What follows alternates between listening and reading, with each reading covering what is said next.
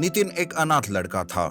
कुछ दिन पहले ही उसके माता पिता का देहांत हो चुका था। उसका दुनिया में कोई नहीं था। माता पिता ना होने की वजह से उसकी पढ़ाई भी छूट जाती है, जिस वजह से वो एक दुकान में खुद का खर्चा निकालने के लिए काम करने लगता है। बाकी के बच्चों को स्कूल यूनिफॉर्म में स्कूल जाते हुए देख उसका भी बहुत मन होता है।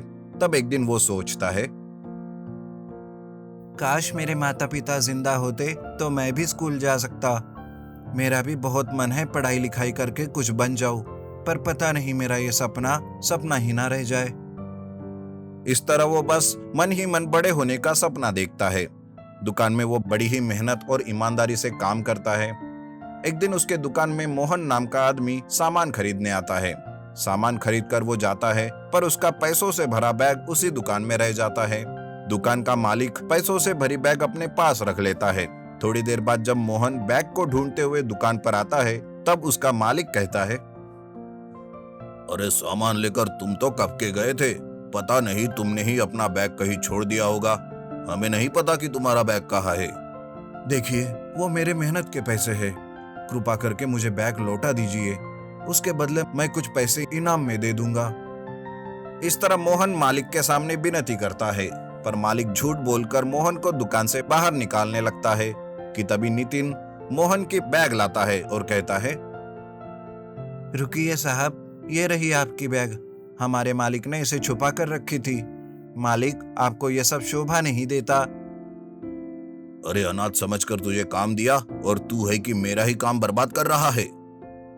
मालिक गुस्से से नितिन पर हाथ उठाने की कोशिश करता है, पर मोहन उस हाथ को रोक लेता है।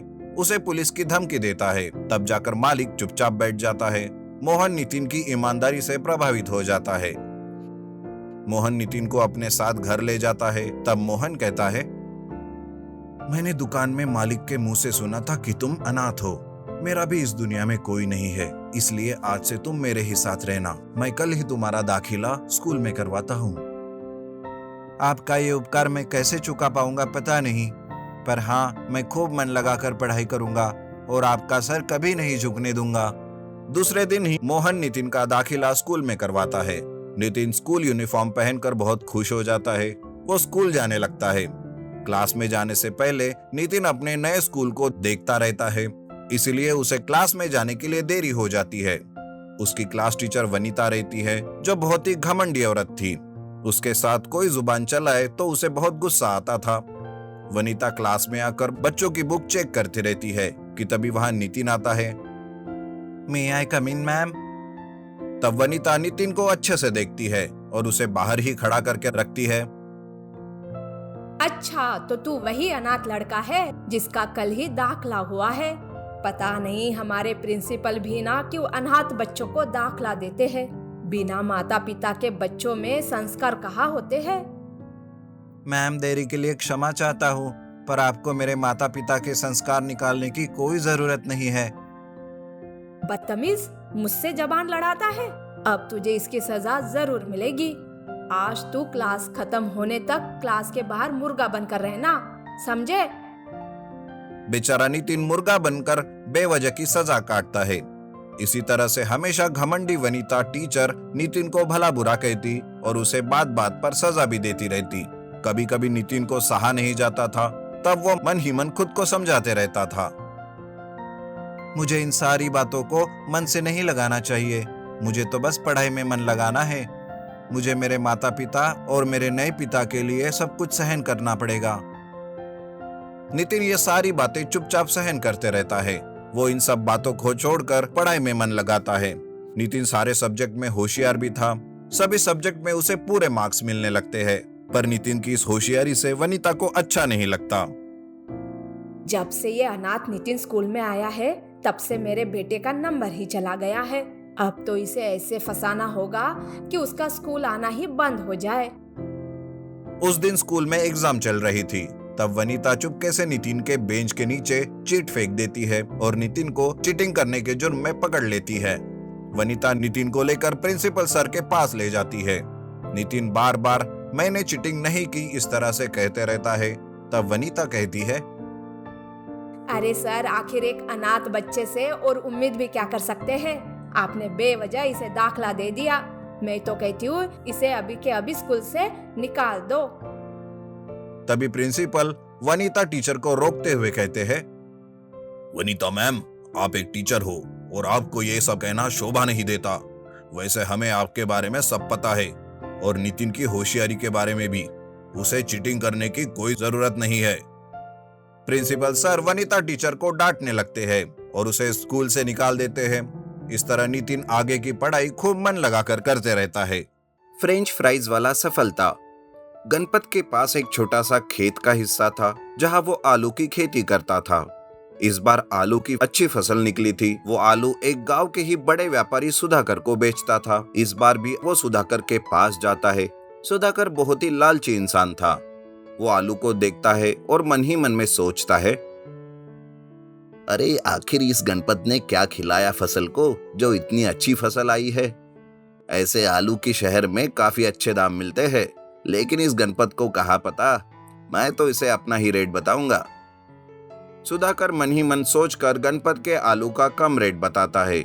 यह सुनकर गणपत कहता है, अरे सुधाकर जी, आपने आलू तो देखे ना, एक नंबर की क्वालिटी के आलू है और आप कम ही दाम बोल रहे हो।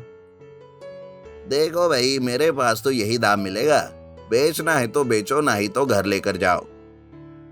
सुधाकर को लगा था कि ऐसा कहने से गणपत कम दामों पर आलू बेचने के लिए तैयार हो जाएगा, लेकिन इस बार गणपत आलू को सुधाकर के पास नहीं बेचता। वो मना करके आलू से भरी घर लेकर आ जाता है।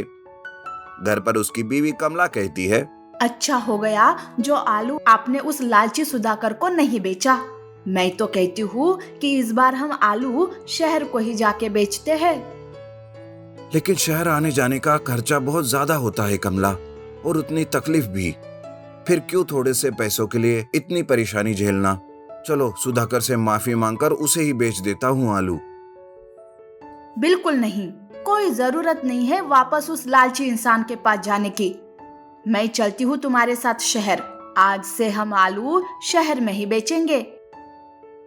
ऐसा कहकर कमला और गणपत दूसरे दिन शहर चले जाते हैं।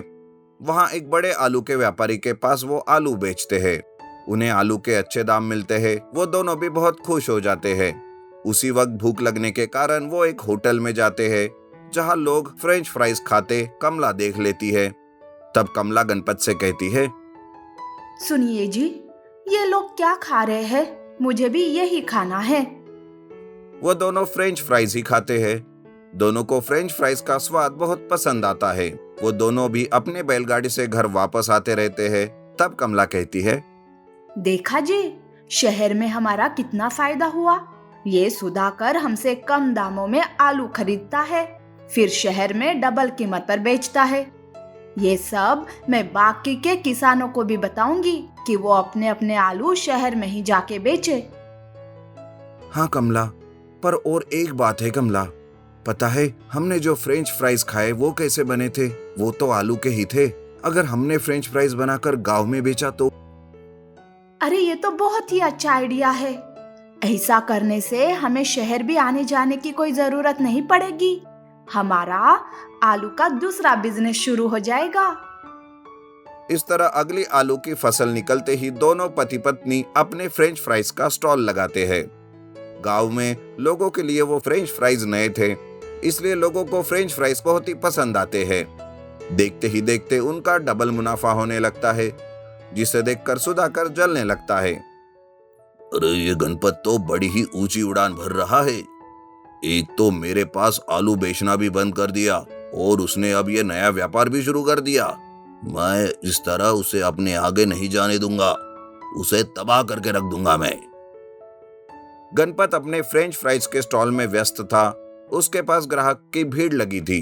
दूसरी तरफ सुधाकर चुपके से उसके आलू के खेत में जेसीबी चलाकर उसके सारे आलू की फसल खराब कर देता है। लेकिन तभी कमला किसी काम से खेत में आती रहती है और सुधाकर को ऐसा करते हुए देख बड़ी ही होशियारी से वो उसका एक वीडियो बना लेती है, जहां सुधाकर कह रहा था, अब करो आलू की खेती और फ्रेंच फ्राइज का व्यापार। अब मेरे पास आने के सिवा तुम्हारे पास कोई चारा नहीं गणपत। सुधाकर अपनी दुकान पर बैठा रहता है। तब गणपत और उसकी बीवी कमला दोनों भी उसके पास आते हैं। सुधाकर पहले बहुत ही खुश दिखता है, लेकिन जैसे ही वो फोन पर खुद का वीडियो देख लेता है तब वो डर जाता है। उस वक्त गणपत कहता है, सुधाकर जी, आपने ये बिल्कुल भी अच्छा नहीं किया, लेकिन हाँ, कमला ने ये वीडियो बनाकर बहुत ही अच्छा किया। अब जब तक हमारी दूसरी आलू की फसल नहीं उगती तब तक तुम्हें हमें फ्री में 10 किलो आलू रोज देने होंगे और बाकी के किसानों को उनके फसल की सही कीमत।